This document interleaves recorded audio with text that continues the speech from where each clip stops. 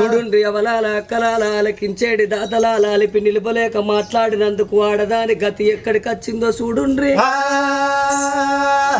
ఓడలే బండ్లే ఓడలైతే రాజే కింకరుడైతాడు కింకరుడే రాజైతాడు ఉన్ననాడు నవ్వద్దు మానవుడు లేనాడు ఏడవద్దు